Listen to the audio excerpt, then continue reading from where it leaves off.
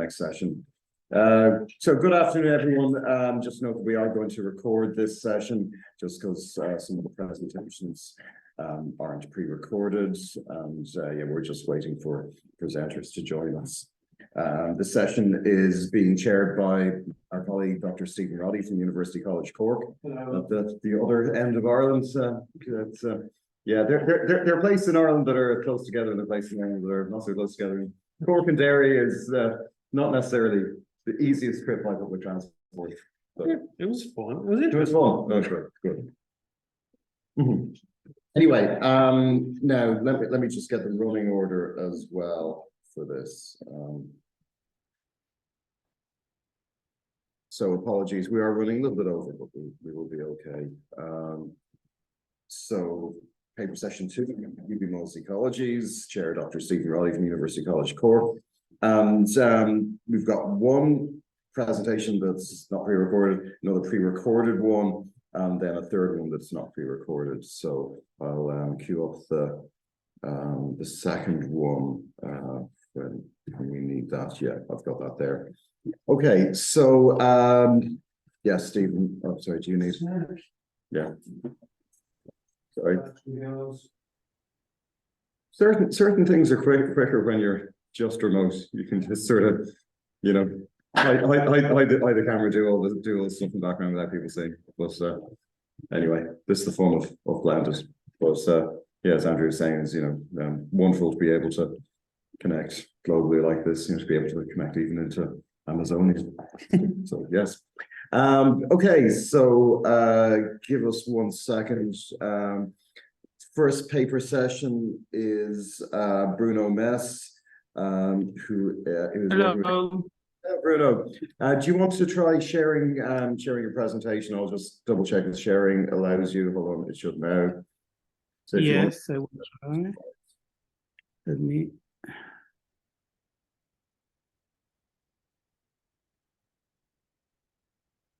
Excellent. We can see it. Yes.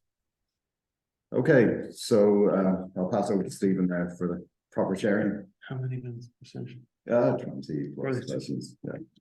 All right. So first up, we have Bruno Mesz presenting aesthetic emotions in a mixed reality multisensory experience with food cross-modally matched to music and visuals.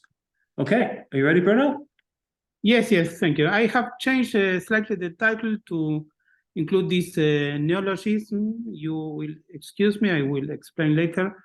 Gastrosonic, so aesthetic emotions in a mixed reality gastrosonic experience, an exploratory study that we have done together with people from France, Jean-Christophe Sakdavong, and Finland, Sami, Silen, and Hopia. So a long history, food has been matched with music. We have, for instance, in the Baroque, the Tafelmusik by Telemann and others, and we have documents in Roman antiquity, like the Trimalchios dinner in the Satyricon by Petronius, where meat is synchronized, the carving of the meat is synchronized with music, but only recently have researchers started to consider the impact of what we hear on the experience of eating and drinking. So the term sonic seasoning has been used to altering people's experiences of taste by the use of sound. In particular, crossmodal correspondences between taste and sound have been used to modify the experience of many different food and drink products by changing the music or soundscape that people listen to. And crossmodal correspondences, you probably know, are associations between basic features of stimuli in different senses. It's more general than synesthesia. So we all have this kind of associations. So in particular, between the basic taste and music, I will play you a short video on this because it's relevant for the experience, the talk, how we associate bitter, sour, salty, and sweet with musical parameters. In previous work, we We and other researchers have found consistent cross-modal associations between the four basic tastes: sour, sweet, bitter, and salty, and musical parameters such as pitch, consonance, note duration, articulation, and loudness.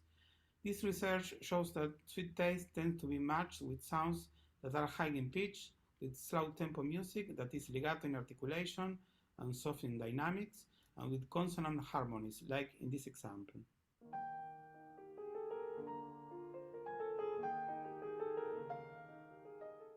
By contrast, sour taste tends to be matched with extremely high-pitched sounds, fast tempo, and dissonant music. Bitter taste is matched with sounds that are low in pitch and dissonant.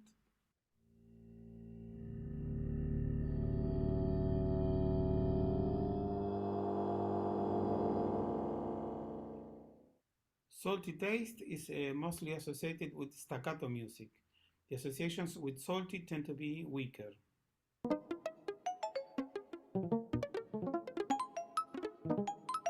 Interestingly, the same correspondences have been documented also. Okay, so in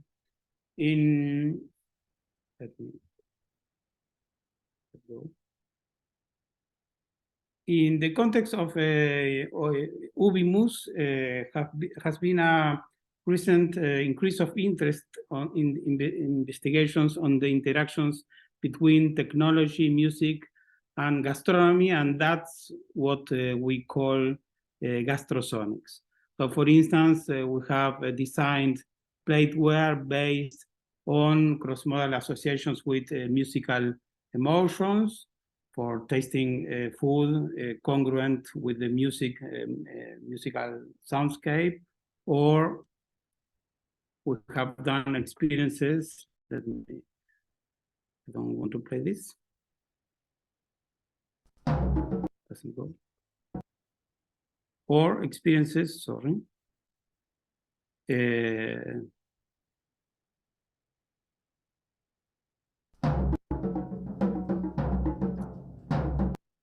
Experiences like playful sonic experiences with food or drink, or sonic or vibrational. For instance, this experience was inspired by bacteria and fermentation, and people had spoons that were able to send vibrations to belts in the back of the commensals. So there was like a connection similar to quorum sensing of bacteria, or inspired by this kind of sense where bacteria detect each other. With Damian, I don't know if he's present here, we have done also an experiment, a domestic experiment, mixing juices to match different music with sour, sweet connotations.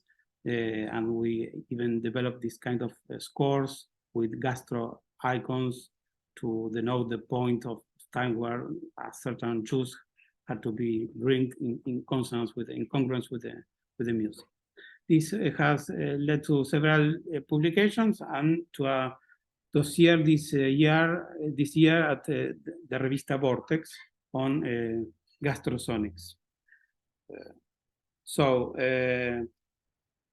In the present study, we examine the aesthetics of gastrosonic experiences in immersive mixed reality environments, which are likely to grow in popularity in the next future. I suppose you know about virtual reality, and I will skip this, augmented reality and mixed reality, which is a mix between the two of them. There is a sort of continuum by Milgram between the real environment and the virtual environment, reality and virtuality. Mixed reality is somewhere in the middle, and we can think of this also in the context of augmentation of food and drink on one side, and augment the virtuality on the other side of the continuum. So the aim of the study, it was an experience we did in Finland during the pandemic, 2 years ago, so we had few participants due to the restrictions. But the idea was to examine the impact of the environmental aesthetics of virtual reality on emotions, on aesthetic emotions mainly, and other things like congruence between music and food, feelings of presence, and the enjoyment of food. So aesthetic emotions, there is a questionnaire for this, developed a few years ago, that consisting of short expressions relating to emotions grouped in clusters. No? This is these are the terms. For instance, to be moved in awe, to feel touch, feel awe, to feel moved, or feel sad, or feel relaxed, surprised, melancholic, etc. So this experience had essentially two parts. I will play you a video to be clearer, but we had one part with a fermentation environment in virtual reality, and another part with an outer space environment of a cold and a hot planet. And the main difference between the two was that in one case, the food and the environment was more familiar, and the behavior of the food was more familiar, and the other case in the outer space was more exotic and unfamiliar.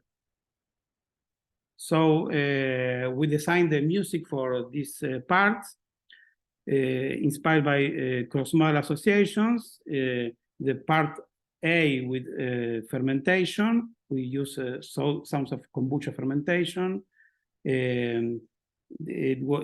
People taste cheese and wine, so we designed music related to the cheese sensorial experience and to the wine experience. And well, similarly for part B, especially since we had a cold and hot planet, we designed the sounds based on temperature and music cross-modal associations. So I will show you how did it go. Hi, I'm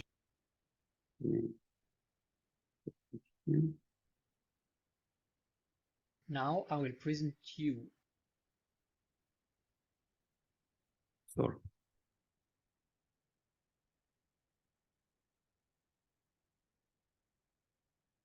our mixed reality food experiment.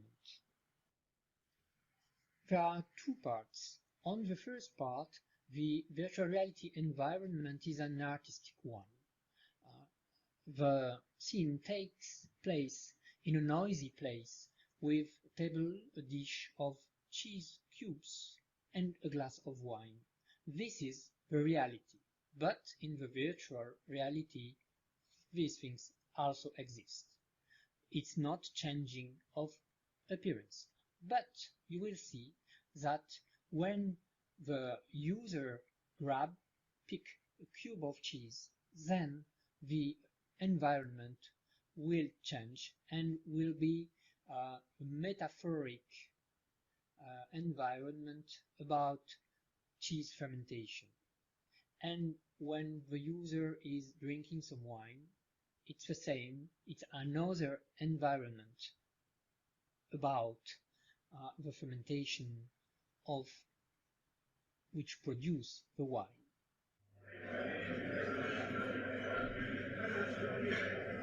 The reality and what I can see inside the headset.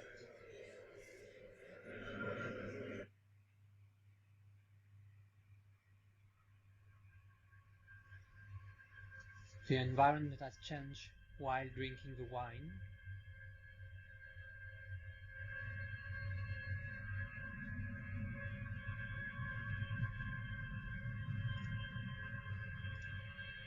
You can see the prepared food, the cheese here, and a glass of wine.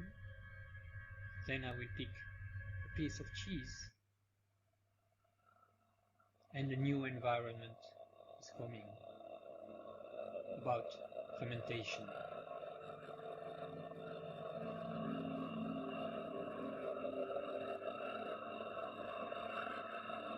can see my hands.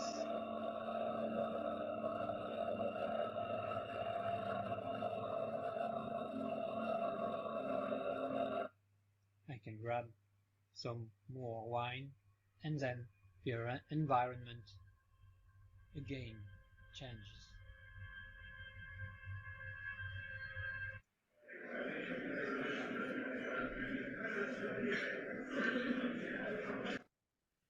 The second part of our experiment takes place in the deep space, inside a cold planet with cold asteroids, which will be approaching, and there will be some food that the user can eat in mixed reality. First, the cold planets when they will be picked, there will be some sounds, and they have a different appearance in the virtual world, the virtual reality, and in the reality. They are made with chocolate mint balls, and they do not look like this in the virtual reality. You will see. Then the temperature changes from cold to hot. There will be lava everywhere and new kind of food with different appearance in virtual reality than in the real world. There will be kind of fire, and in the real world it will be hot, spicy cheese balls. Let's see this. You can watch all around you and eat the planets and asteroids when they start to move. You can see the planets and the asteroid approaching. I'm watching them.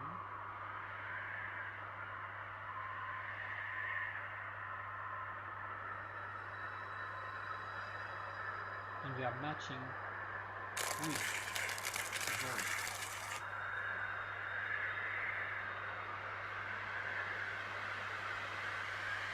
The planet is Thank you. cold, Bruno, can you hear me? Yes. and I'm eating a cold ball. Just to let you know, you've got about 3 minutes left. Okay. Well, Then so I will temperature stop changes. this. You have got the idea. Let me.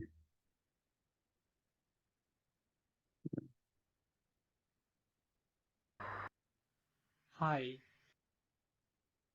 So we presented this questionnaire of the aesthetic emotion to the participants, and also other questions about food enjoyment, congruence between food and the environment, and a couple of, the sense of presence. And the main findings were that, sorry.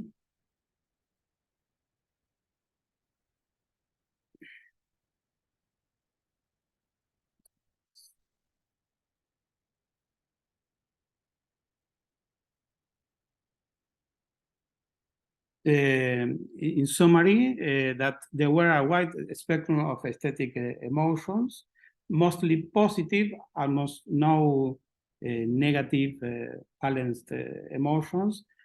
Most participants experienced feelings of beauty, and there was some correlation between the emotions and the food enjoyment. So the idea is, based on these observations, is that, well, since we got mainly positive and arousing aesthetic emotions, this can be, for instance, applied in the context of special diets, where you have to eat something, for instance, old people that have to, aged people that have to eat soft textures, or entomophagia, and you can maybe enrich or make the experience more satisfying, altering the environment and aspect of the food, because this work, even in the case where the food was moving and the aspect was unfamiliar. So we want also to investigate this. Is not possible in this study, the influence of music on the aesthetic emotions in this kind of experience. And we are continuing with this, exploring multisensory art in dining in virtual reality. And well, thanks very much for listening, and that's my email. Thank you very much. Brilliant. Thanks very much, Bruno. Any questions for Bruno on that? Yes, actually, Colin. Yeah. Anyone who's in the room, just you come up to the front seat here, because just makes for clearer audio for those online. And you have to eyeball this guy in order to. I don't know why eyeballs you. Which one? This one? This little dude. No, anyone. Okay, I'm Colin. My question is, when Sorry, you actually, Bruno, could you just stop sharing, actually, just so, everyone should be able to see the room as well. okay. Maybe frozen. He looks frozen. That's bad. Oh, no, it's good. There we go. Okay. Bruno, can you hear us? Yes, yes. Could you stop sharing your screen, just so we can get back to it? Okay. Sorry. Yeah, that's right. Then we can see people in the room. Okay. Hi, Bruno. Thanks. That's really interesting. But did you make a distinction between taste and flavor? Well, in this experience, of course, we make that distinction. But in this experience, it was more about the global. We have not asked about taste specifically, but the enjoyment, emotions. So not gustatory perception in particular. Of course, there is a distinction. Not taste, there are 6 basic tastes, and we have a huge number of flavors. But in this experience, we didn't ask about this. In other, we continued with this. This was 2 years ago. We did another experience in Barcelona where we asked specifically about sour and sweet experiences. All right. So basically. Oh yeah, sorry. Continue. No, I didn't mean to cut you off. All right. So there was another question. Victor, did you have a question? No. Was there another question? No? I had one. It's very complex. What you're presenting there in the VR is super complex in the two worlds, you know. How do you structure the methodology of your experiment in order to kind of control the sheer amount that's going on, you know, to be able to say specifically, oh, well, we can link, for example, the cheese balls to that background. How do you kind of control that? What does the experimental design look like there? Well, to tell the truth, it was not thought of as an experiment. It was an experience that we plan, and then we decide, well, we can ask people about their emotions, but it was totally uncontrolled. So of course, it's a good question. What we can measure is if there are differences between the outcomes, the responses of different emotions, not between part A, part B, but not which factor is if what the music or the visuals or what was that. So it was not controlled. So no. So we soon for the future, the idea is to have more a control setting, no, of course. Okay, thank you. We have a question in the comments. Is that Damien? Yeah. If you want to pop in. Hello. Hello. Hola, Damien. Thanks. Hola. Okay, now we have to keep it in English. So, Bruno, it's good. It's nice to see that gastrosonics is evolving. So that's cool. But I have sort of doubt on the on the path, you know, regarding using virtual elements, mixed reality elements, that kind of stuff. It more or less the same questions that were asked. Now, how do you see this relationship between dealing with actual real things like eating, like food, you know, and the technology aspect that sometimes might be a bit fuzzy, you know, the interaction, the way that people interact with this kind of virtual environments, and how do you see this going, and where do you see this going? Well, I think the environment, be it virtual or the real environment, has an obvious impact on food and on music perception, and it's not enough studied that, no? So if you are listening music in a certain room with certain materials, certain visuals, you know, how this impacts on the emotion of the music or the emotion of the food if we are eating. So we can study this in real context or in, well, in this kind of virtual, there are different possibilities, you know. In fact, in these studies, we try, not in this case, but we try to do it in virtual reality and also using a screen or using a real environment to compare if the sense of immersion has a role in all this, the sense of presence, if there are differences. So this variable we also consider. And we are not only developing gastrosonics in virtual reality, also in real reality. All right. Okay. So you actually see a continuum between these two things. There's not a clear distinction between the two. Is that how you see it? No, but in virtual reality, the thing is that you can manipulate the cross-modal associations in a very flexible way. You can make the food of a certain color. You can put the music you want and synchronize with the food taking.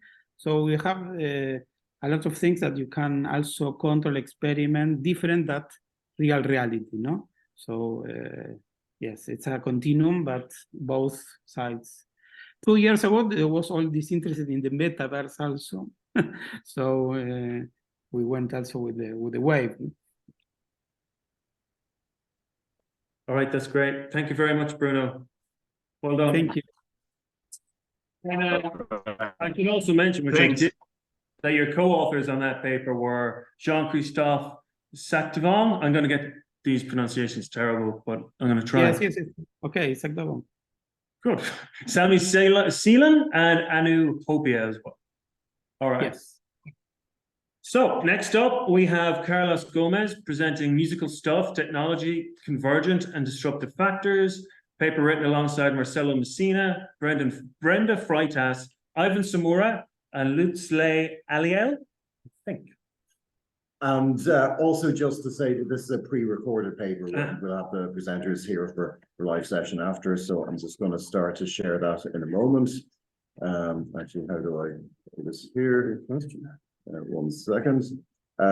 So yeah, let's just see if sharing works.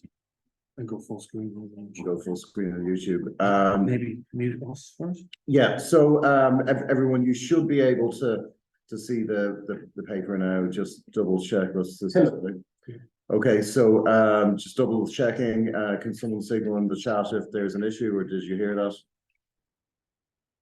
Did you hear that? Okay.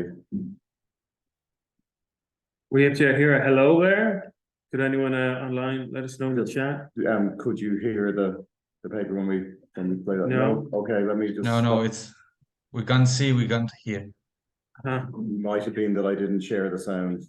That's now that's okay. Yeah, now we can see. First, we want to thank. Can you hear? Okay, here. Brilliant. Okay. Yes, excellent. I could hear.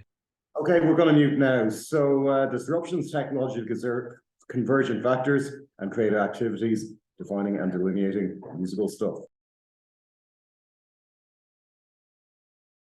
the International Symposium on Ubiquitous. Hello. First, we want to thank the International Symposium on Ubiquitous Music for allowing us to participate through this video. I am Carlos Mario Gómez, a member of the Amazonian Research Nucleus, NAP, and together with Marcello Messina, Damian Keller, Brenda Freitas, Lucile Aliel, and Ivan Simuja, we are developing research related to disruptions, technologically convergent factors, and creative activities. We hope to define and delineate musical stuff. Let's start with a little context. During the first wave of Ubimus proposals, the musical interaction concepts did not depart entirely from the hegemonic acoustic instrumental paradigm, despite the fact that new approaches were being tested in the field. In this paradigm, a frequently used pattern of organization is the master-slave hierarchy, typically represented by a centralized scheduling system that attempts to emulate the relationship of an orchestral conductor with an instrumentalist. Within the Ubimus frameworks, music might be defined as organized sonic information. Thus, musical experience include symbolic musical data, but they are not definitely just that. Ubimus frameworks engage with behavioral ecologies and multisensory or multimodal ecologies. Consequently, limited music making to handling symbolic data or to producing sound is unnecessarily restrictive, although some production is something fundamental, and it implies an inaccurate depiction of the musical experience. On the other hand, is the Internet of Musical Things, which can be defined as an ecosystem of interconnected devices capable of supporting forms of distributed music production. Multiple close derivatives of the same concept have been proposed, but for the moment we will focus exclusively on the concept of things and its implication for post-2020 musical practices. Musical thing is a concept that appeared in various projects during the 2010s and eventually was incorporated as a central component of the Internet of Musical Things. We propose caution regarding the adoption of the thing category as a compartmentalization into discrete entities of reality and prefer the category stuff. Things are vulnerable to the imposition of territorialities and are potentially subject to reification, objectification, and, in the context of global transactions, monetization. These characteristics can have a negative impact on proposals that aim to expand access to creative work by marginalized communities, artists without institutional economic support, and potential interested parties located outside central countries. As opposed to things, stuff is fluid, malleable, unfixable, and pecuniarily irrelevant.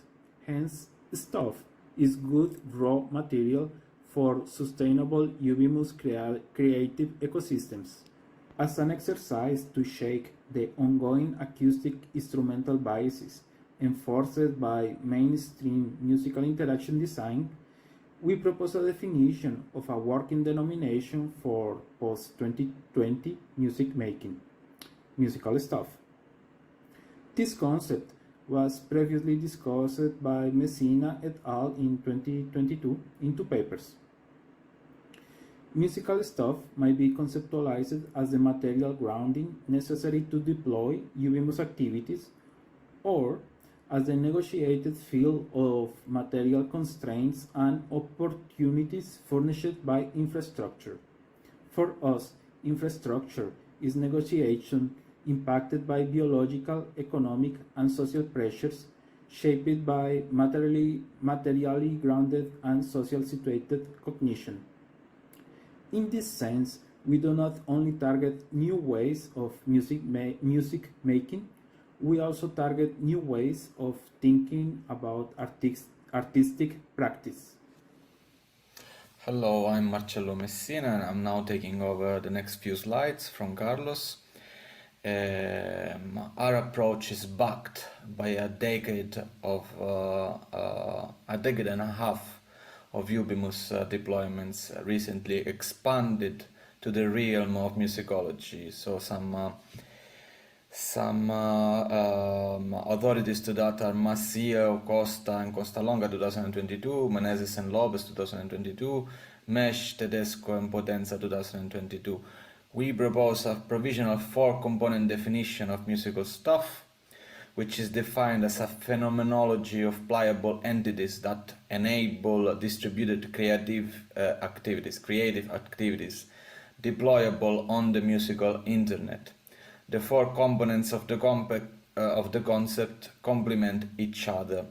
Just to clarify, in this definition we take as a given the existence of a musical internet, which provides a platform for the deployment of resources to support various forms of musical practice.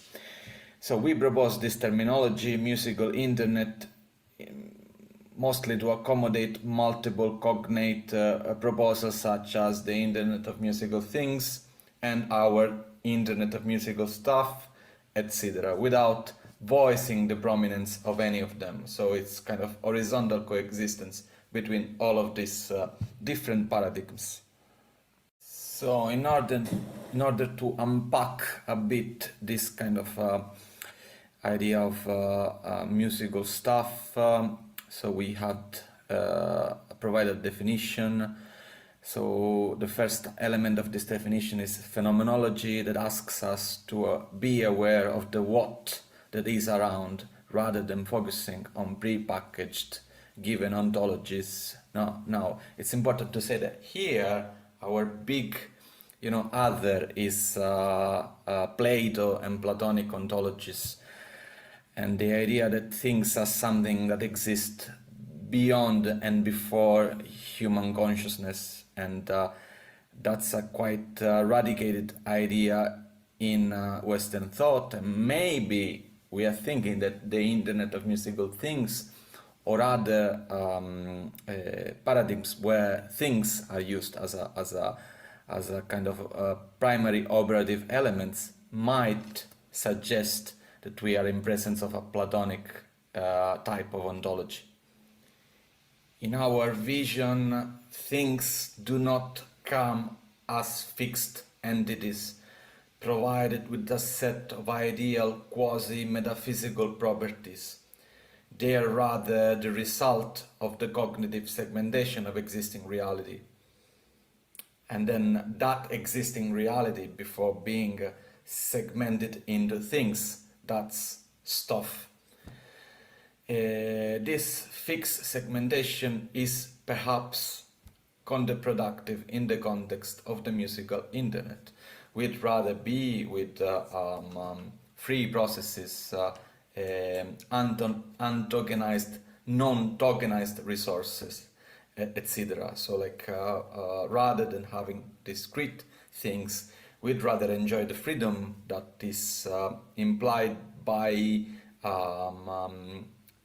watching phenomena. Pliable entities refer to the material resources featured in Ubimus ecosystems. The profiles of these resources are constrained by the laws of physics, of biology as well as the structural dynamics of social interactions. Hence, the entities that constitute stuff are not just digital information that can be acted upon or manipulated at will. They are the result of a history of previous interactions that tends to fix their qualities, behaviors and relational properties, shaping their potential to interact with other stakeholders and to generate new creative byproducts and experiences. The third element of our definition of musical stuff relates to distributed creativity.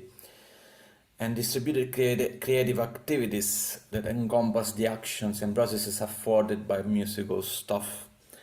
These activities might be carried out in a shared space, or they may encompass multiple settings.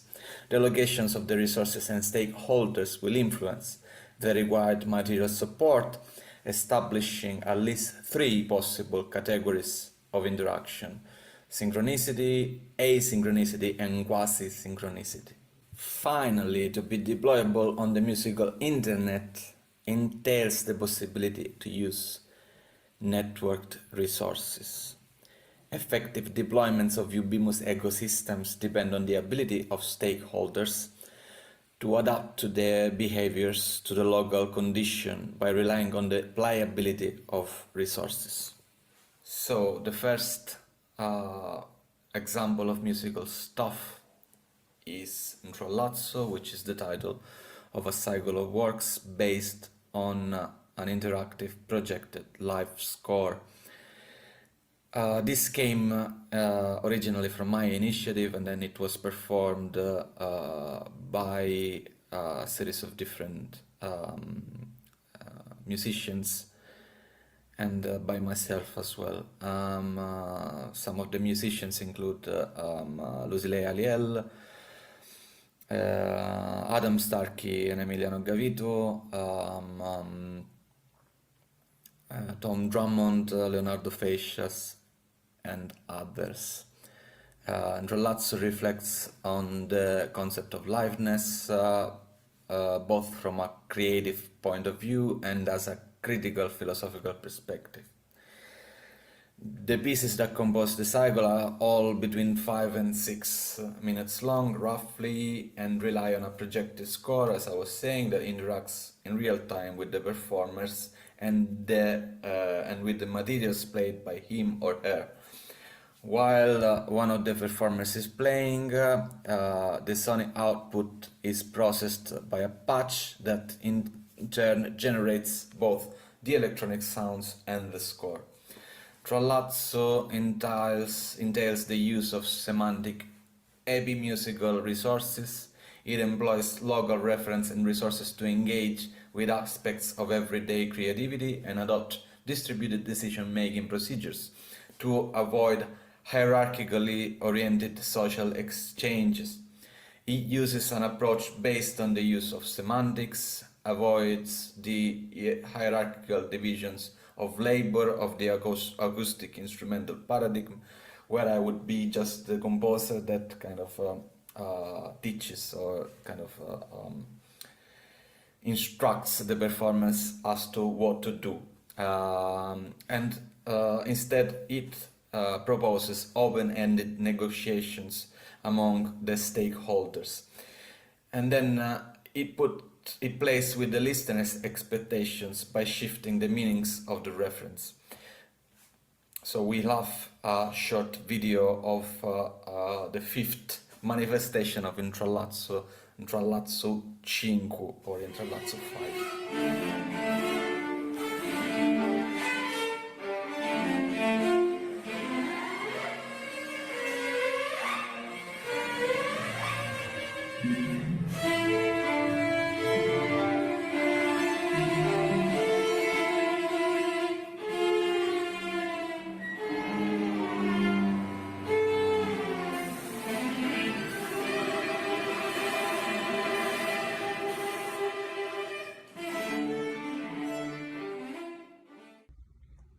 Examples of musical stuff. Pulse 2357, Against Monetization, is a board game with an inherent correlation to music. Chroma 2020-24 defies verification. The musical material produced while playing does not constitute a creative work.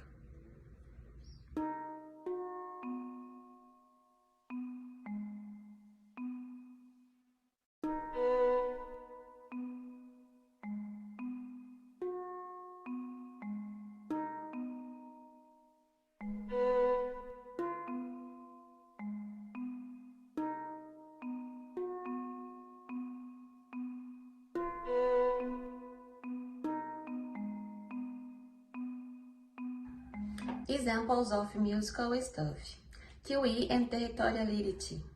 Metaphors of geopolitical control and territorialized design are not uncommon within creative collaboration. Multiple activity of users, time and space over the same resources is likely to generate some sort of conflict. QE that targets synchronous and collaborative live patterns by participants situated across continents. By subverting the logic of scarcity and social tags linked to property. This method furnishes an example of musical stuff.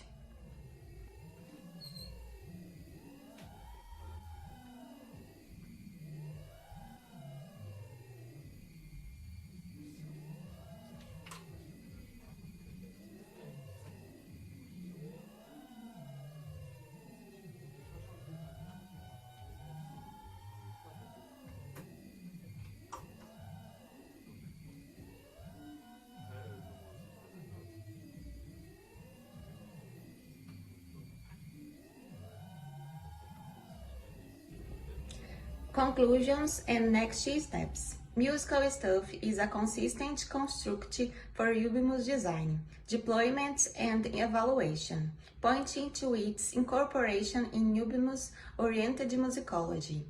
The relationship between musical stuff and semantic and the Internet of Things. Conclusions and next steps. Our treatment of stuff focuses on its intrinsic qualities, including semantic and territoriality. Aesthetic pliability is highlighted as a valued asset. The examples presented unveil both convergent and disruptive technological factors which may open new opportunities to shape post-2020 creativity musical endeavors. These are the bibliographical references used in this video, so that you can consult our sources and delve deeper into some of the concepts discussed. We appreciate your attention and hope to continue sharing our research with all of you. Thank you.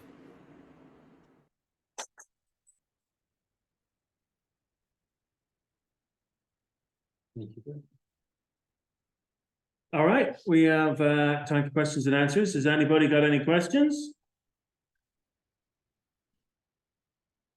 Yeah. Marcello, the speaker here. I think, would you be able to talk us through again the differentiation between things and stuff, so that we get a clear picture of that? Yes, okay, so this is a philosophical mainly difference. So thank you, Victor, for the question. So in terms of human knowledge and the way we see the world, so we have to focus on the way we see the world. It's either things that exist prior to our knowledge of the world. So like for example, this little mug exists as a concept that's that's independent from human existence on this planet, and it's like just a kind of fixed concept. Whereas stuff is the idea that we have a world and we kind of categorize the world as it unfolds. Now, because we have a kind of a critical difference between a material world and a digital world, the problem of reproducing things in our model of an internet, of a musical internet, is like reproducing all the limitations that are connected to our vision of the world, to our current vision of the world, which is, how would I say, which is dramatically dependent on kind of Platonic ontology, which is like, extremely present in our Western knowledge of things, as it were. So the idea is like substituting discrete portions of and categories with free processes, something that is categorized as it unfolds. In our kind of vision, this is also this is also functional to a less a much less sellable internet, as it were. So we are less likely to kind of allot the internet and sell it in discrete portions. And then our critique, and this is not from our paper, but from this paper, but it's from other papers which we've written together, is also directed to NFTs, for example, and blockchain and all these ideas which are extremely commercial and based on a capitalistic vision of the world. Are they still on? I think we lost them. I can't see them. We crashed in the room here. We're just resetting the device. Okay, thank you, Carl. So you've listened to what I said so far. Yeah, we can hear you, bro. Yeah. Okay, so I open, like the answer to also to Damian and the other co-authors if they want to add anything to this kind of distinction, and I ask also Victor if that was a kind of if that answered your question or not. We didn't hear the end of it. That was the problem. But let's see how we're doing now with.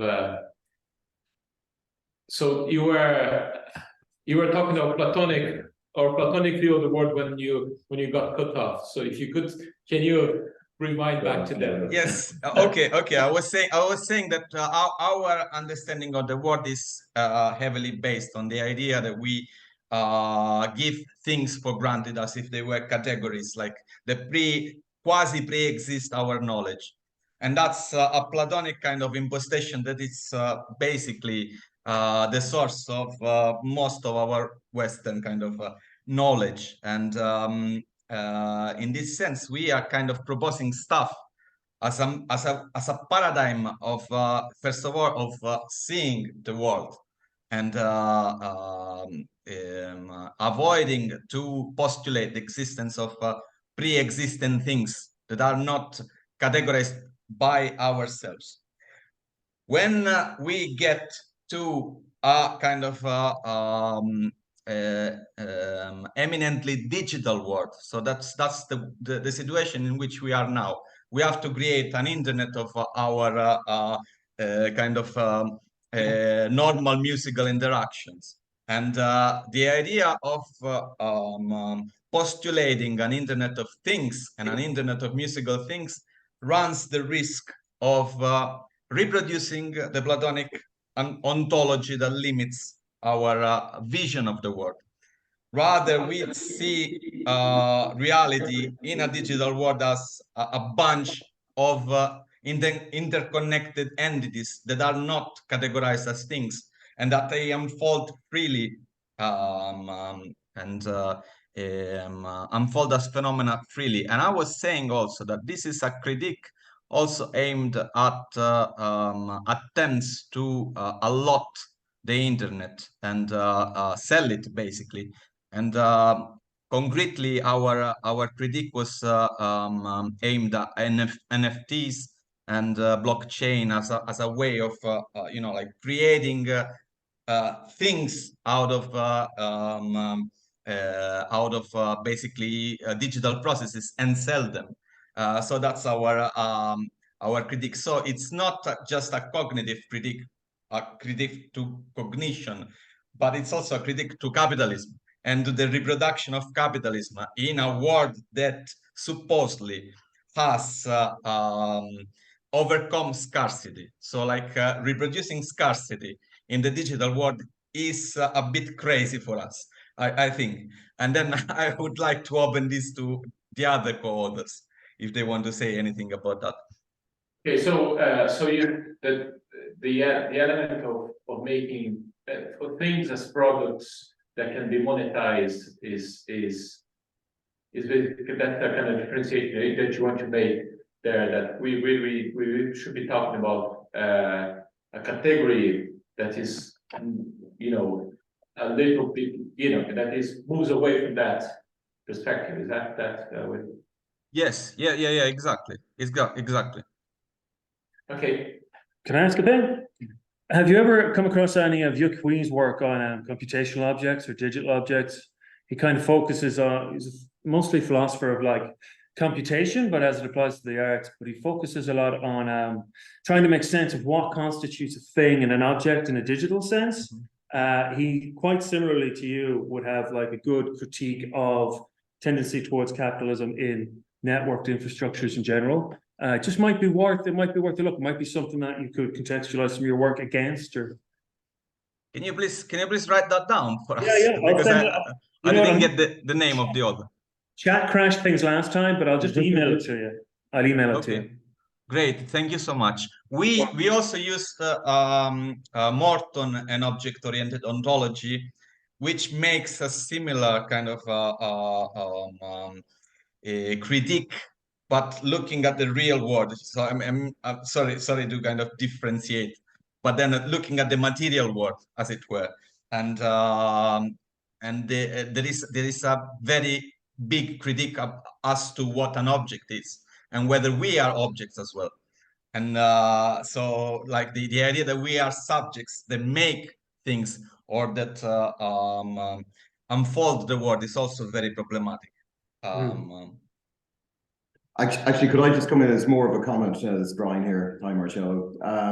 More of a comment. So, yeah, it struck me that you're playing it in a very interesting but distinct territory related to some of the ideas that come up in new materialist and object-oriented ontology and stuff like that. But you're also resisting some of them. You're viewing those as sort of, almost maybe tantamount to Platonic ideals sometimes in Platonic objects, and then potentially being used around the commercialization aspect and the proliferation stuff. So it's more of a, or not proliferation stuff, proliferation of things, I should say.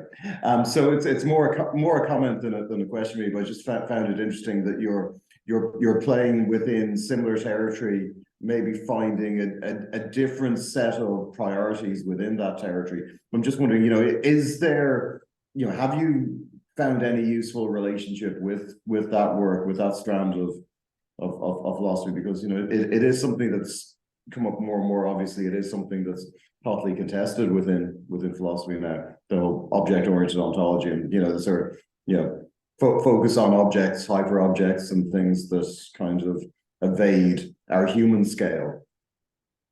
Yeah, no, but I think from a philosophical level, it's really useful. But even criticizing that is useful.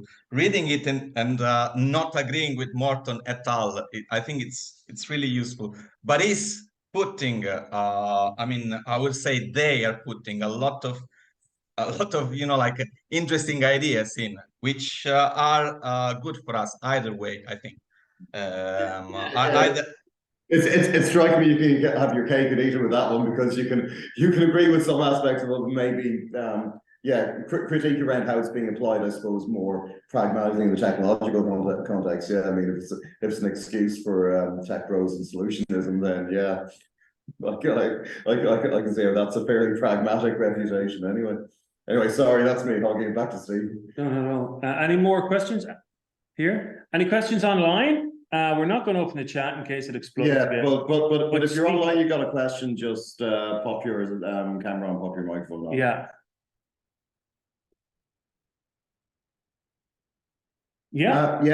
Then go. Okay, yeah, just to complement, this is interesting stuff. So what we are doing here is really a warning, not really. I'm really concerned when we start using words like paradigm and like universality and like that kind of thing. That really worries me. So if anything, this paper should read as a warning that, okay, be careful, guys. When you start bringing in all this stuff from Internet of Things and that kind of stuff, there might be consequences. So this is what we are trying to deal with, the consequences. What if, right? So that's more or less the idea. I agree with this. Okay, thank you very much. That was great. Thank you. So next up we have from Riccardo Di Tomasi from Audible to Visible Ecosystems, emergence by modeling, and the metastable equilibrium problem. Hello all. I will share here. Here.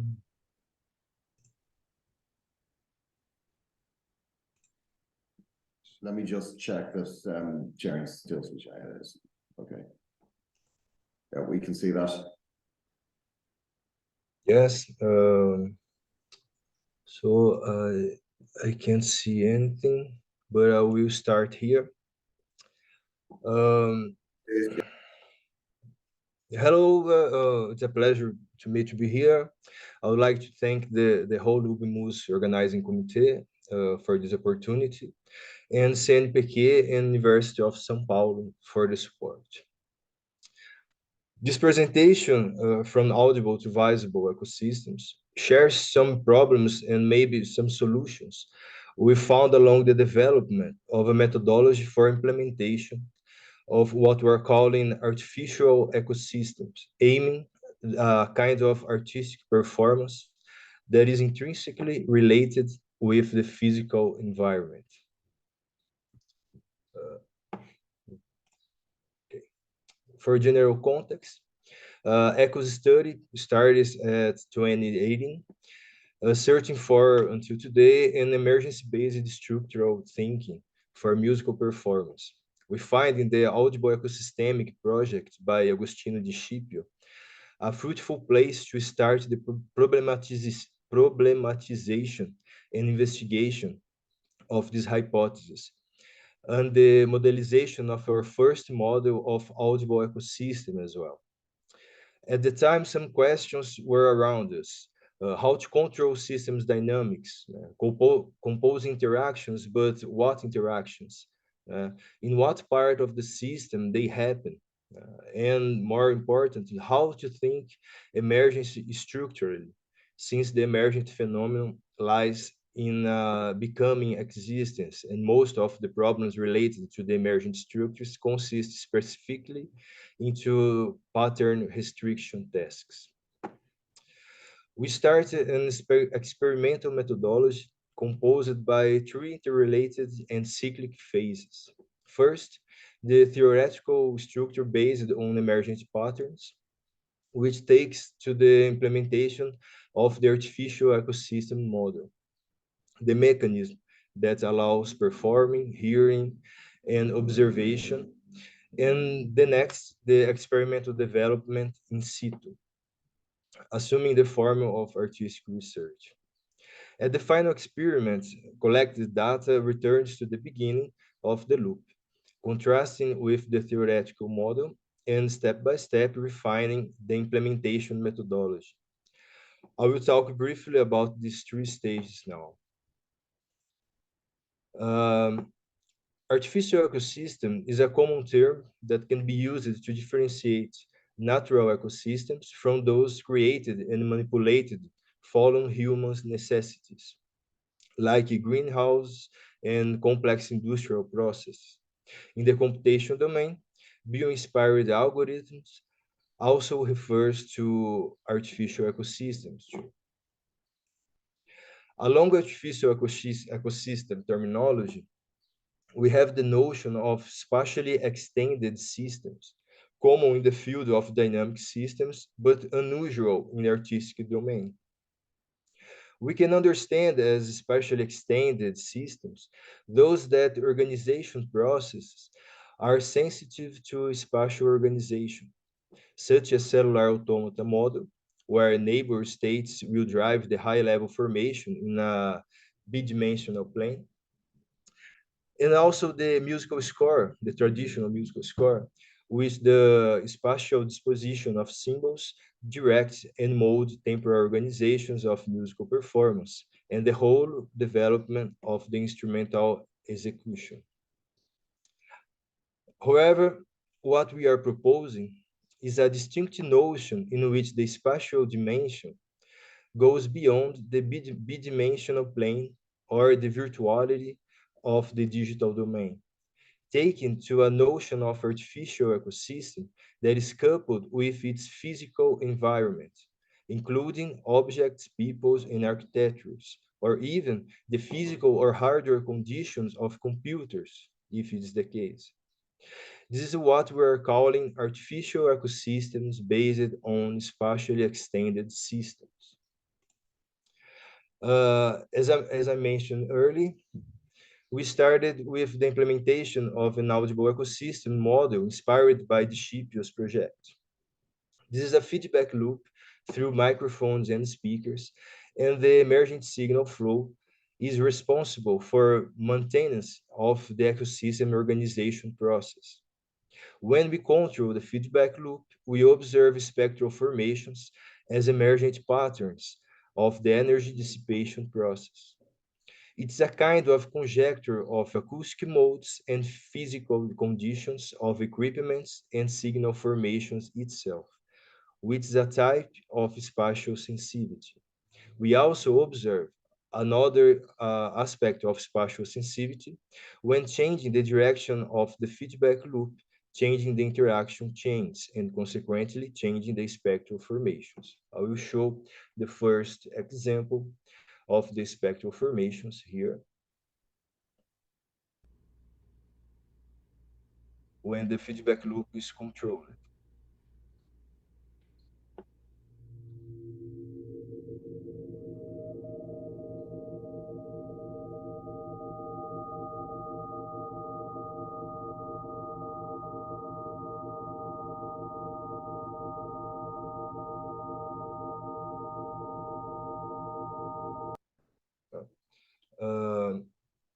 And the second example, what we're calling acoustic niches, is when we change the direction of the feedback loop, changing the position of microphone.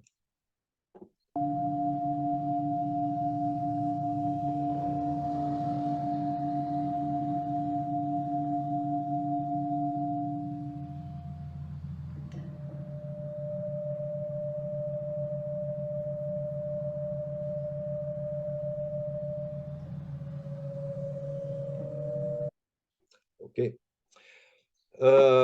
Here we can observe 6 simultaneous recordings in different positions of the room, showing spectral difference that are directly related with spatial and physical conditions.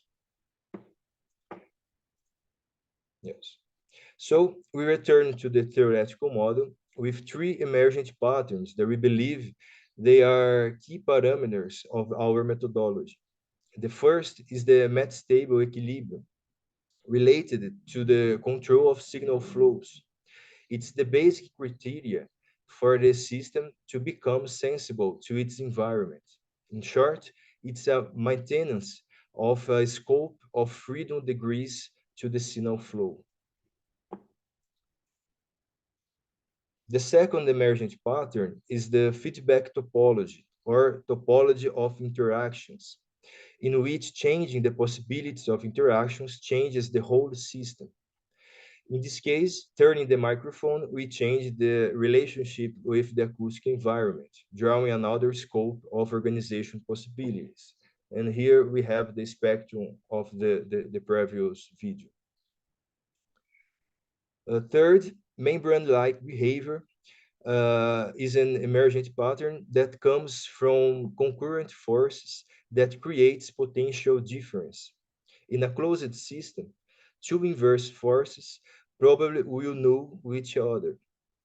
But in an open system, differences from the environment put them into eternal interplay. Membrane has 2 properties. Porosity, that is the property of exchange of information from inside to outside and from outside to inside, and polarity, that is the direction that the forces are pointing out. So we take the audible ecosystem model and implement the visible ecosystem model, structurally very similar, but inserted into a totally different environment conditions. As in the audible ecosystems, we have a signal flow passing through acoustic environments. In the visible ecosystem, we have the optical environment. Crucified has worked with this kind of system in the 80s when studying dynamical system and fractal organization. In our implementation, we were faced with issues related to the digital camera system. In short, the photosensor does not make a conversion as the acoustic and electrical operation mediated by the microphone's membrane structure, but a quantitative transformation of the light incidence into an electrical equivalent of brightness. So, video positive feedback never overcomes the photosensor physical space. This fact was challenging for our methodology because it nulls the polarity of the membrane behavior. That is, in a video feedback, we didn't have push and pull movement when moving camera through the video monitor space. We find a solution in a digital implementation by tying up the RGB planes in a way to create inverse forces that regulate each other. Although it's a very simple patch made in MaximSP patch, it's not a trivial at all. Here we have two experiments showing the organization process in the visible ecosystem. They don't have sound, so I will play here while I read the text.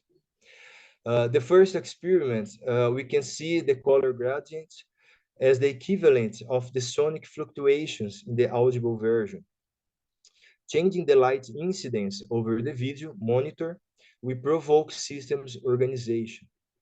In the second, a stronger light source become an attractor element in such a way that when we move the light far from the original point, the color changes, and when we return to the original point, the gradient color also return to the original state.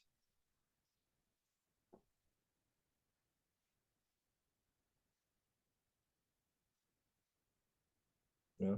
And then they become red again. So, okay.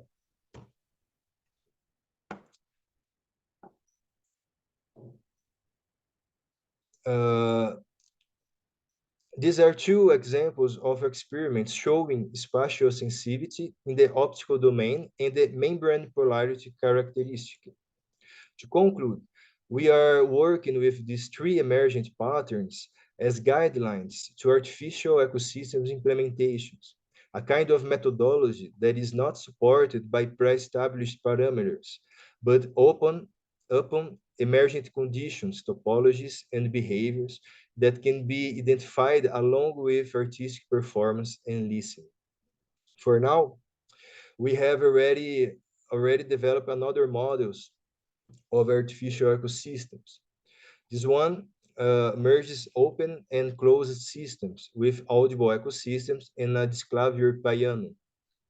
So acoustic fluctuations inform the material for piano as the piano sonority disturbs the acoustic fluctuations.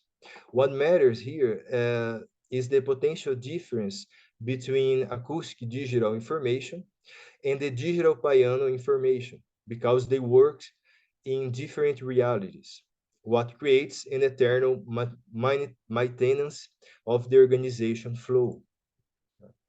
Here I have a short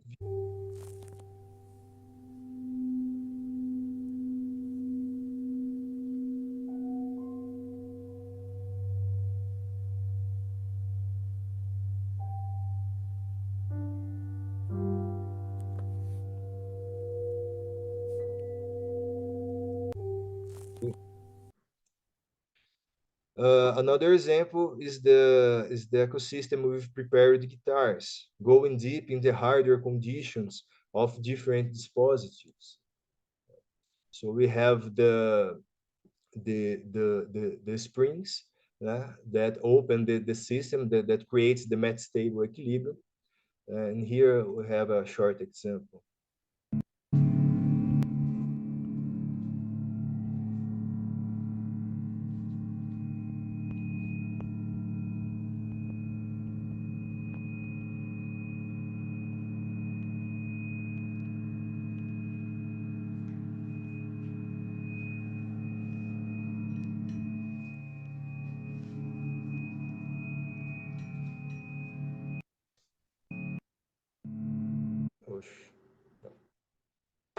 We are also working in totally closed systems.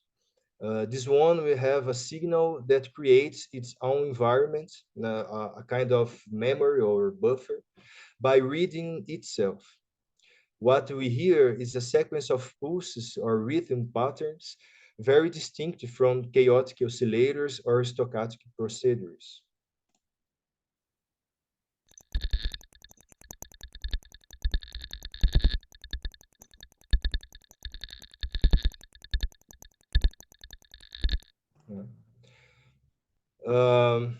And the last one is a guitar sustain based on the same theoretical model. The guitarist plays with the digital environment, dealing with difference potential of the signal flow.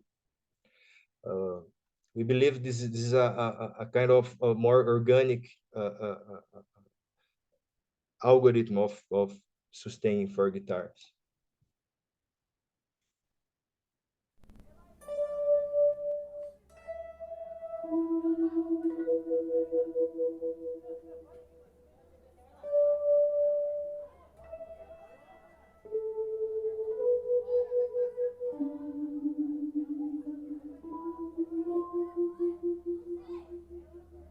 And now the sustain of the ecosystem.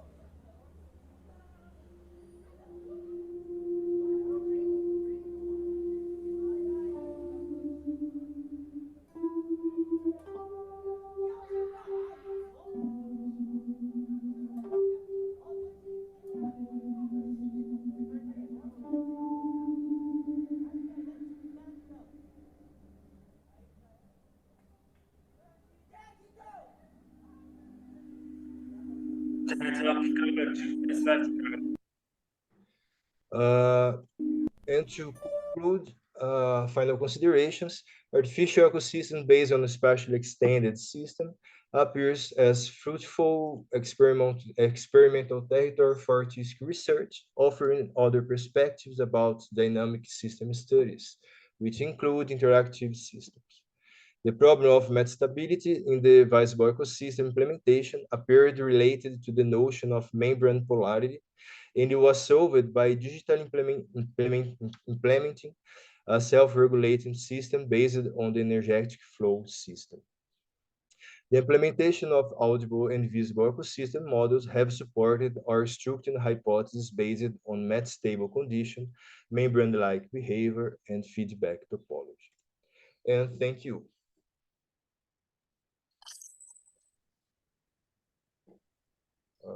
Where?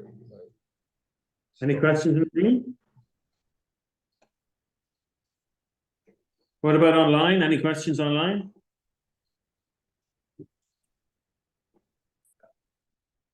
I'm afraid to look at the chat. Yeah, if anybody's got a question online, just pop in and ask your question if you've got one. Let's walk through it last time. Yeah, which is bizarre. I'll take it. Right. No, go ahead. Yeah, can I ask or later? Yeah, of course. All right. Okay. So nice to see your work, Ricardo. It's very nice sounds. I like. Thank you, that stuff. There are of course many concepts and methods that we've been working with for the last few years in Ubimus. The only thing I missed really in your presentation is more direct link to how these strategies could be applied to make music making and to make the creative process more accessible, easier, whatever, or conceptually simpler. I don't know. How could this help?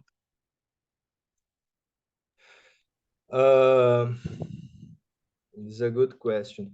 I didn't bring with me the right example for this, but there are another experiments that I call cyclic performances. That we didn't have any instrument with us, and then we don't have age restriction. Now we can do this with children, with adults, etc. We don't have restriction with number of performance. The last performance I made with 32 persons. And they don't need to study the performance because the whole performance is discovered along the listening, and along the way they perform, they interact with each other. This is a very organic performance. I can send you a video that I think I have in somewhere here. But it's a very interesting kind of performance because it's the application of this model, the met stability, the feedback topology, and the membrane-like behavior, but in a context of a living system, the nature, the humans, the listening. So I didn't have to model the complexity, so speak. I just organize the way they will interact with each other, based in this theoretical model, like these three aspects. Could you explain very fast what it was about, what people were doing, and what it sounded like? Let me see if I know. I think I don't have here. It's very difficult to explain. Okay, don't worry. No, Send me the link. Yes, I send you today. I send you. Sorry, Damian. Okay. I forgot this example. Sorry. Okay, thanks. All right, anybody else for a question? No one online? All right, thanks very much, Ricardo. That was great. Thank you. Okay, so next we're going to move on to Philippe Barros, and he is going to talk to us about non-human companionship, practicing free improvisation through interaction with machines. Hi, can you hear me? Yep. Okay. Perfect. So I've sent my presentation by email to Brian, but I don't think he got it. This is Brian here. Yeah, I've been doing lots of multitasking around conference stuff. I did see it come in. I haven't had a chance to do anything with it. Probably if you just share from your end, and if there's a problem, we can put it in the chat. Actually, we probably can't. Okay. I think there was a problem with the video I've uploaded on YouTube, but I think there's some out of sync by the middle of the video. The audio goes out of sync with the video. So I may be presenting just my, I'm gonna share my, just a,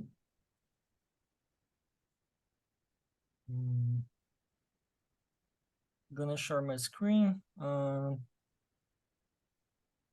Can you see it? Yep. Yeah. Okay. Can you see my web browser? Yep.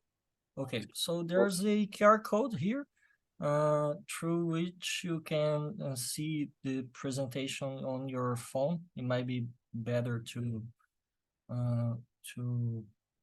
those over there to read what is written.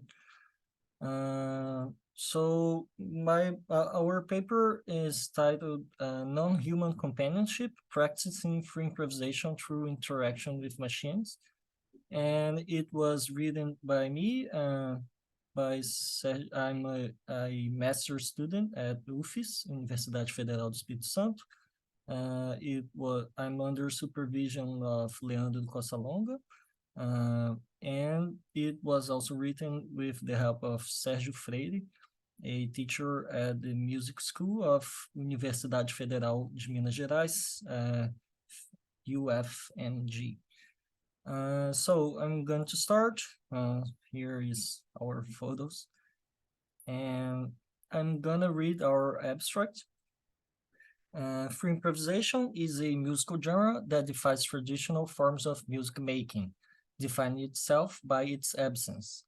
This creates a particular environment that imposes challenges to those trying to learn it and to educators inspired to teach it. Generally, ensemble practice is considered to be the most suitable and widely accepted method for practicing the genre. Nevertheless, should it be the only one? This article discusses the different approaches to learning free improvisation and particularly free improvisation, proposing the use of interactive musical system as a possible alternative to the problem. To do so, we present a custom design improvisation machine as a model example and a preliminary evaluation done with it. To define free improvisation is a hard task, and it can be best defined by its process and intentions rather than its sonic outputs. There's a number of researchers that point to this idea. It is conceived as spontaneous creations with no settled prior reference, such as motifs, melodies, or chord progressions. As it is usually the case in other improvised music genres. And nevertheless, having no predetermined structure does not mean its practitioners have no preparation for public performance. Most of them have found a way to establish themselves as improvisers, generally through repeated ensemble practice. So our research question is, how does a musician with no access to fellow improvisers can accomplish some degree of proficiency in this genre? Our research addresses this particular issue, proposing the use of improvising machines as a possible solution. To do so, this study was conducted with the development of a prototype for an improvising machine designed for this particular musical purpose and evaluated in a preliminary informal setting. Improvising machines are a type of musical agent designed for the task of live improvisation, typically done in interaction with a musician. The development of such systems has been a recurring topic in computer music research, dating back to the pioneering work of George Lewis in the 1980s. So in Genhoca, a prototype for an improvising machine, it's a work under progress, is presented here for the first time as an ongoing research that investigates a potential solution for individuals who wish to practice free improvisation alone. The project is distributed as free and open source software. Its code is hosted on GitHub, and it was initiated as an undergraduate thesis in music education. It is currently being further developed as a part of a master research project.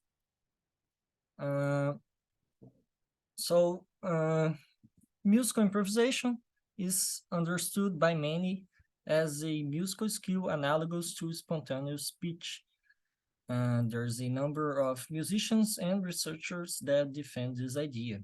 This analogy is defended as a justification for the necessity of learning to improvise, framing it as a fundamental musical skill.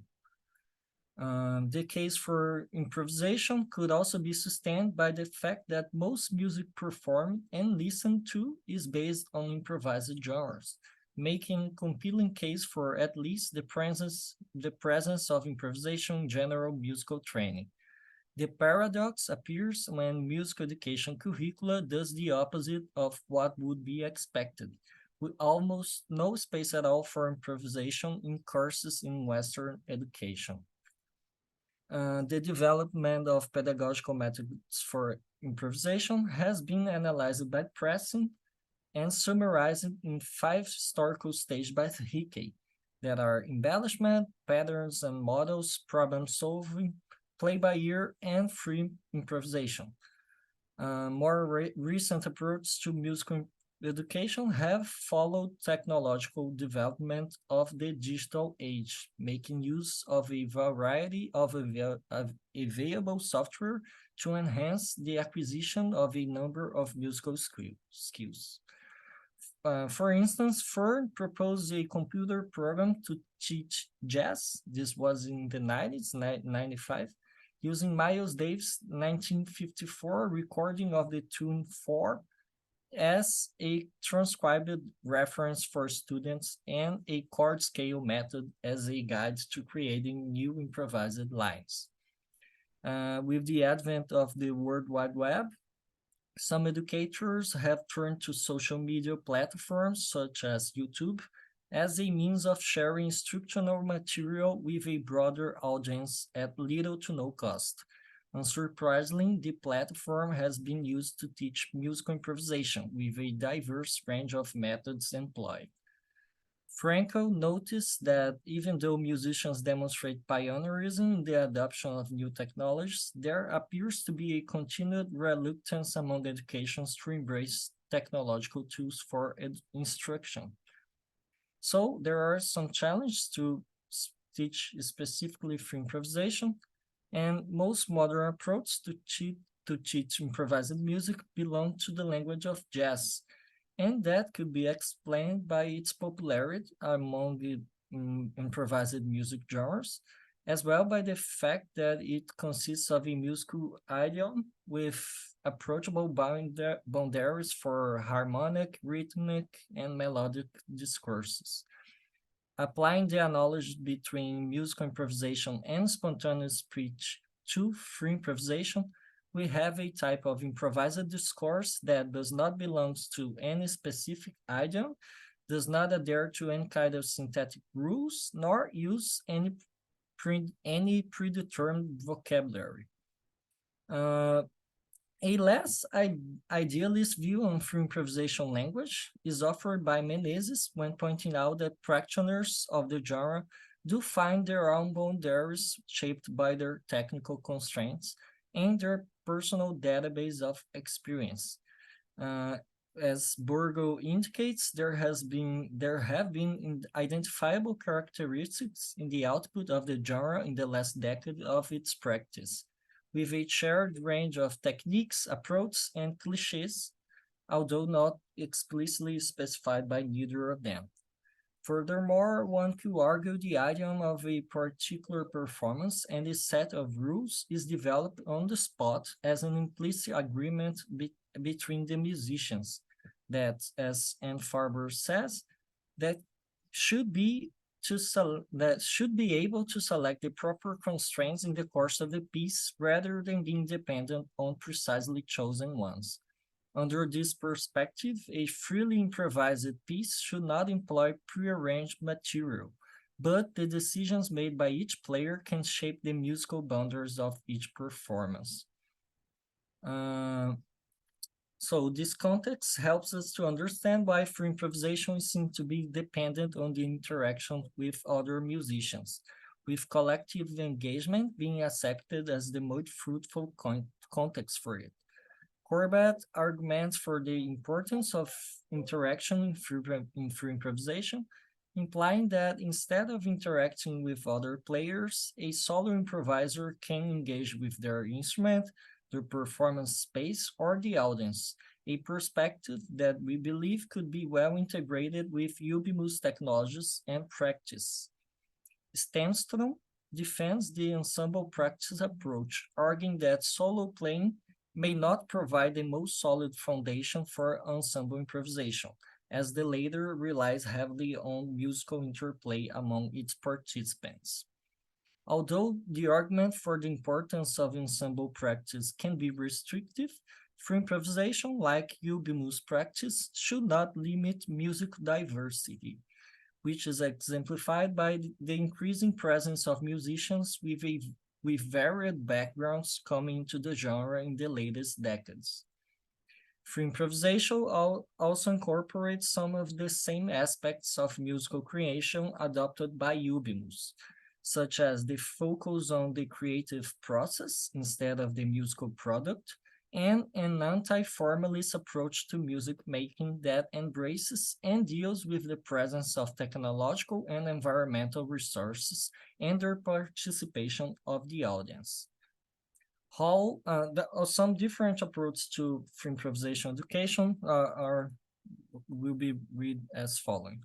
Hall offers an alternative method to learn free improvisation, compiling exercise and warm-ups that cover practice for groups, duets, and even solo playing.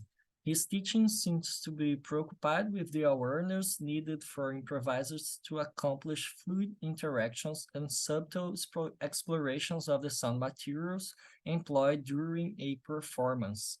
In another example, Crook offers a guide to learning free jazz, also referred by him as free improvisation, by departing from the understanding of conventional jazz. For him, one must be familiar with what he's freeing himself from to be truly free.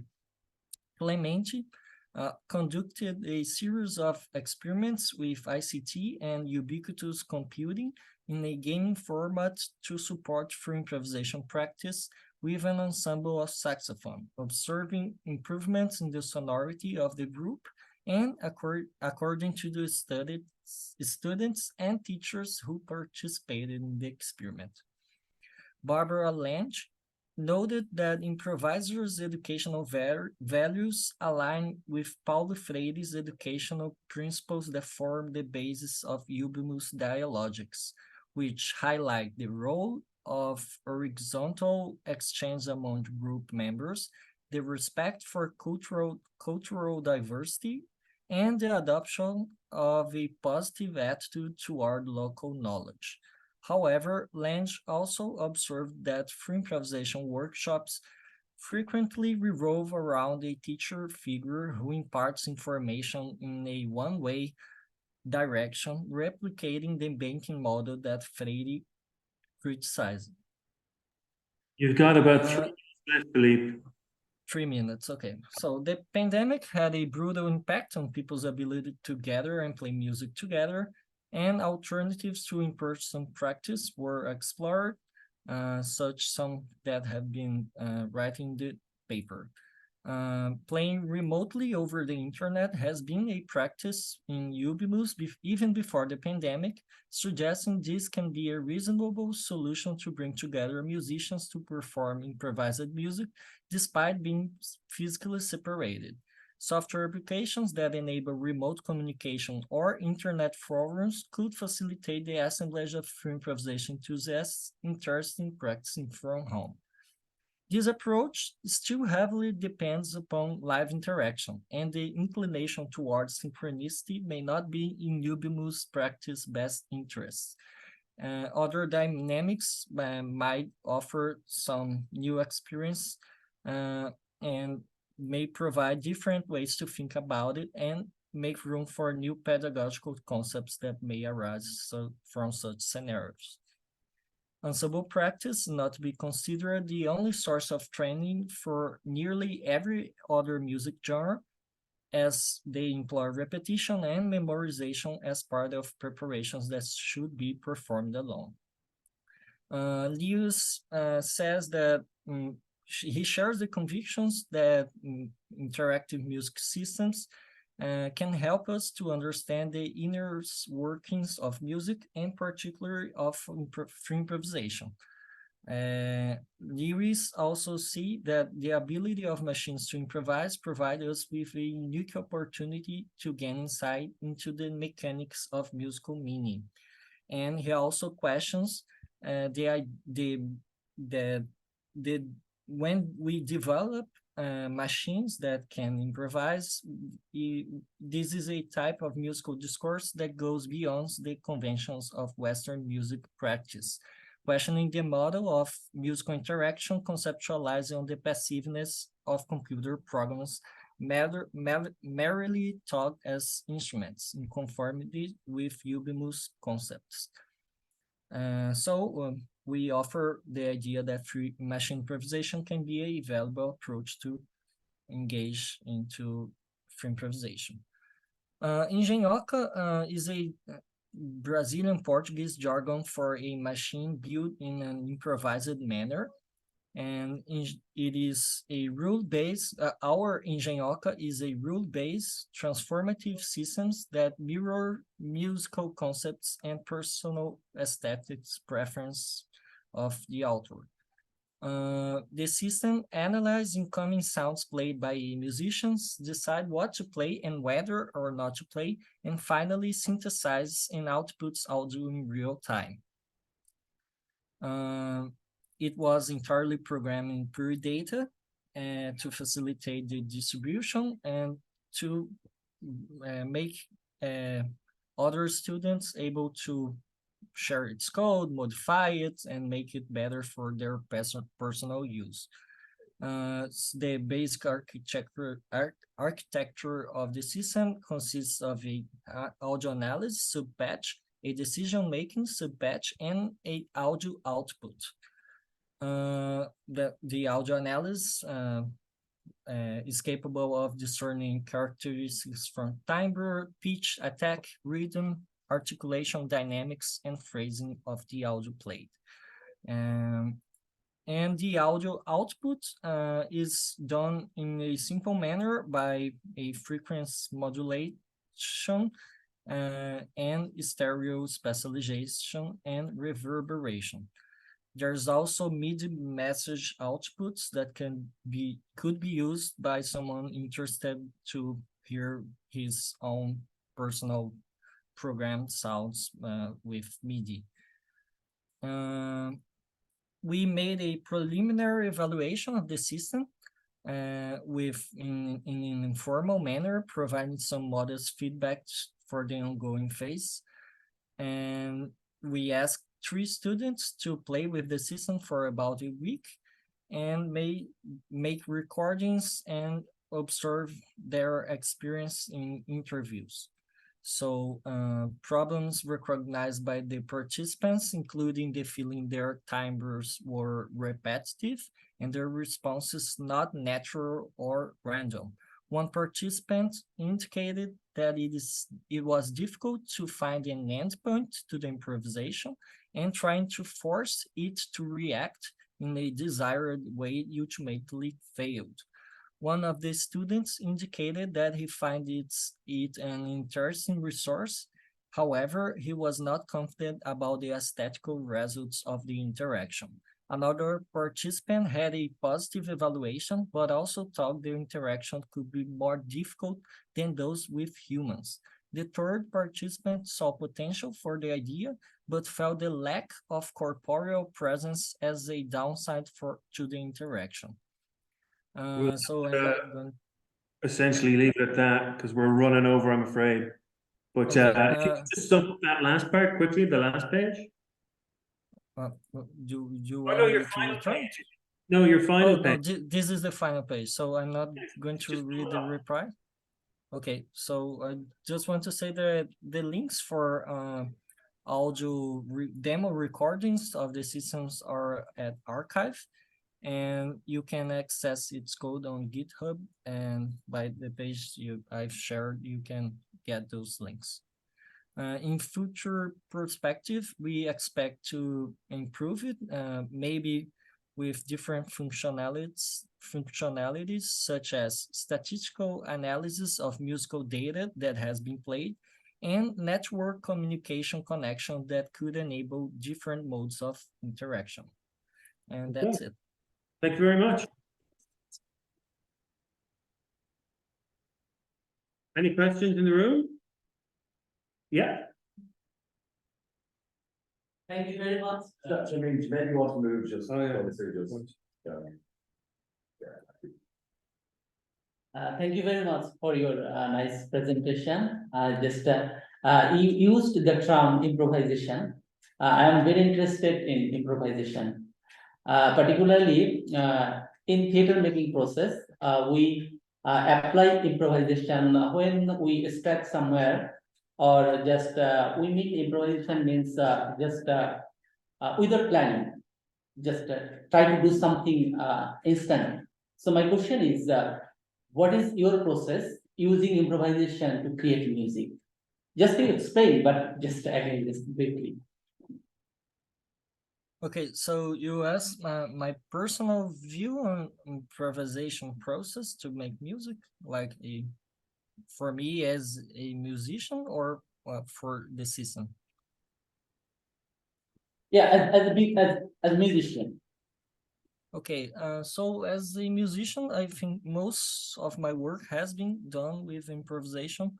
Much of it in contact with some form of computer system.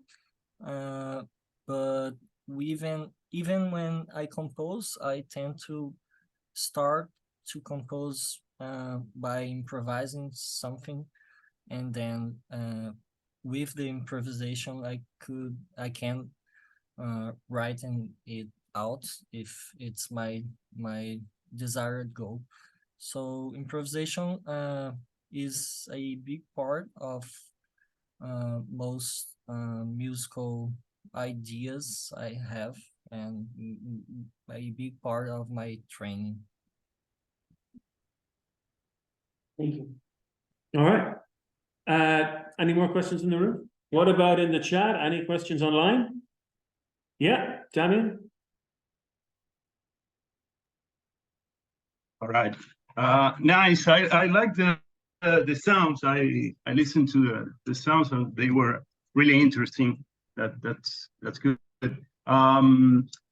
I see kind of a range of possibilities here, and trying to relate your work to what has been going on in Ubimus for a couple of years now. There are people that are working from strictly defined, predefined, and very restrictive range of possibilities, like Kraman, for example, that implemented things that are stylistic, like there is a style to it. And there are also people that are working from a kind of a hybrid point of view, in which you have a bit of improvising and a bit of composition, like Lucile Aliel, and there is free stuff which people have done already in Ubimus, like Ariane Stolfi, and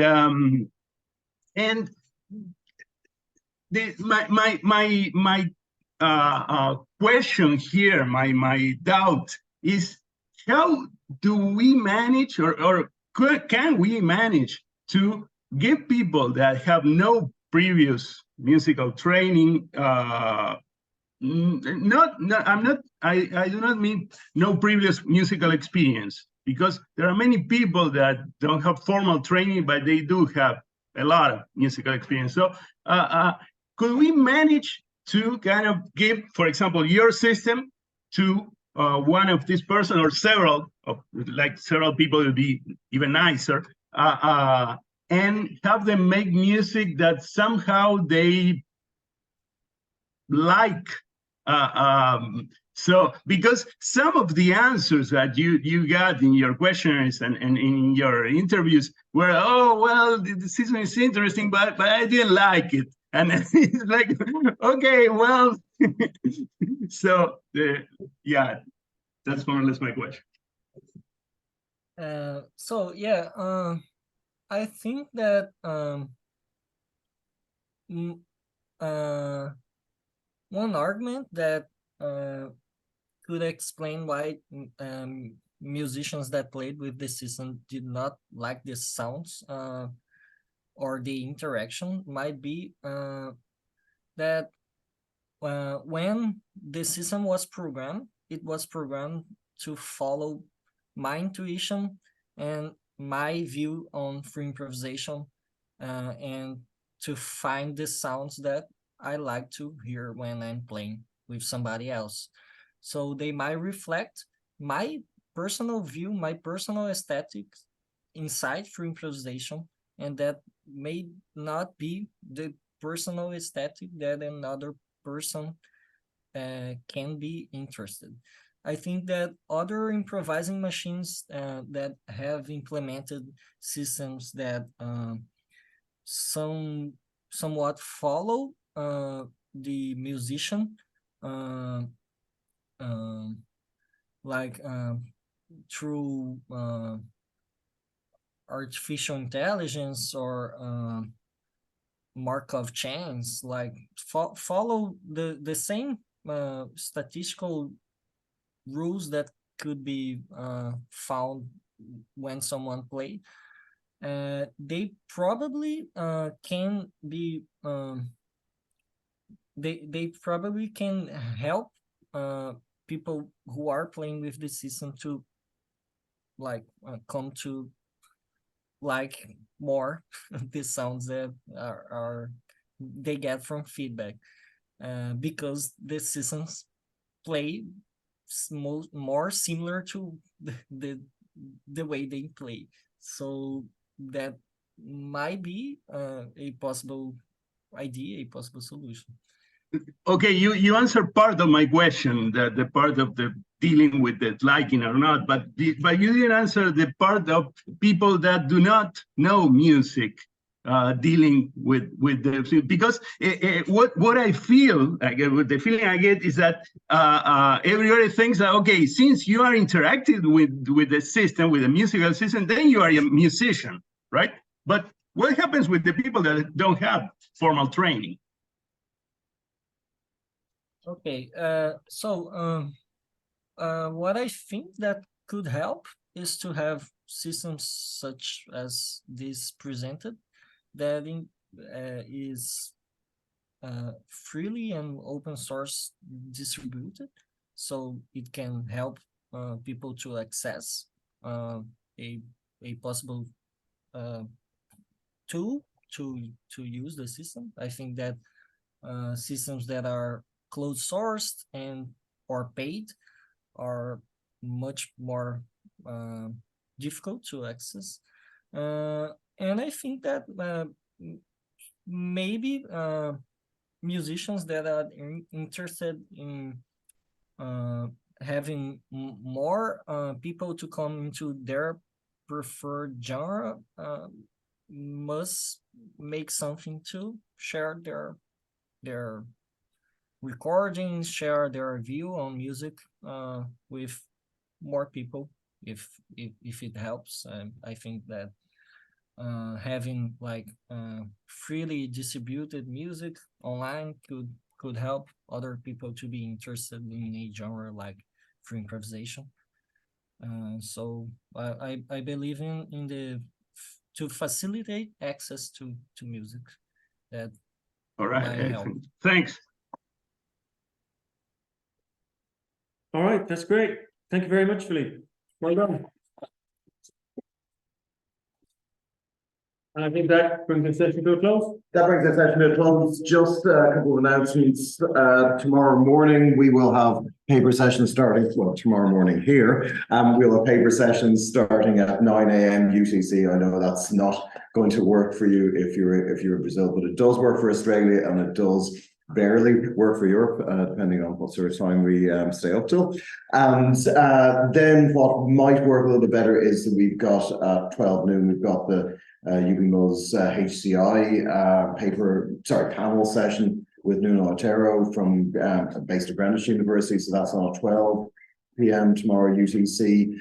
Today, physically here in Derry, we've got the 8-channel immersive audio concert in the Great Hall at 8 p.m. as well. So check that out. And in a moment, we're going to have the Portuguese language Ubimus papers as well. And last but not least, we have the 4 p.m. Ubimus meeting tomorrow, so 4 p.m. UTC for that. And the Zoom links are in the program.